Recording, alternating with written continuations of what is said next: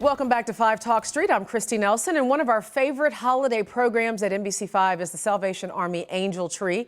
We've sponsored this exciting program since it started in 1984, and this year we hope to collect gifts for more than 50,000 children, special needs adults, and senior citizens. And joining me now is Major Barbara Rich. She's the Associate DFW Metroplex Commander of the Salvation Army, and thanks for joining us. Thank you for having me. And it's good to meet you. So the Salvation Army Angel Trees are out right now. Yes. Talk to me about why people should think about participating. Well, because it's just a wonderful way to get into the Christmas spirit. You can just take a tag that will have a child's first name and their gender and their age and then their clothing size and one of their wants and then a need item. And you have a chance to make that child's Christmas, which is incredible when you think about it. 250,000 gifts will be changing hands to be given to 50,000 individuals in the Dallas-Fort Worth area. That's amazing. So I'm assuming that last year's program went well. Absolutely, absolutely. You know, it's amazing how it all comes together because there are so many moving parts, but people are always incredibly generous and want to make children and special needs adults have a fabulous Christmas. Okay, let's talk a little bit about the people who benefit from the program. How do you find these families or these senior citizens or special needs adults who need these gifts? Well, we get the word out in a variety of ways, but sometimes through counselors at schools that know those families that have special needs. And then mom or a parent, a dad might come, and they have to bring with them some of their check stubs and things that will show us what their needs are. And then we look at what their expenses are, and we make sure that they are people truly in need.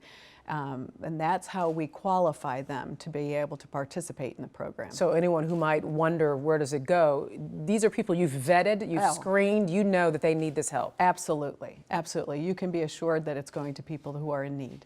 Now, we talked about the genesis of the program and how we've been a part of it for so long. Where did this idea come from, and why do you think it's been so successful for so many years? Well, in 1979, people that I actually know, Charlie and White, they were in Lynchburg, West Virginia, and they knew that the needs were greater than they actually had money in their budget to fulfill. And so they were the first ones that actually used greeting cards that they put on trees and had individual children's specific information without it, you know, sharing a last name, of course. But they started that in 1979, and it's grown to be in most communities, especially in the southern parts of the United States. It sounds like for some families, it might be a holiday tradition to go and find their angels. Oh, absolutely, and I have the neatest story about that. At North Park Mall last year, there was a young man that came looking for 3 angels. He had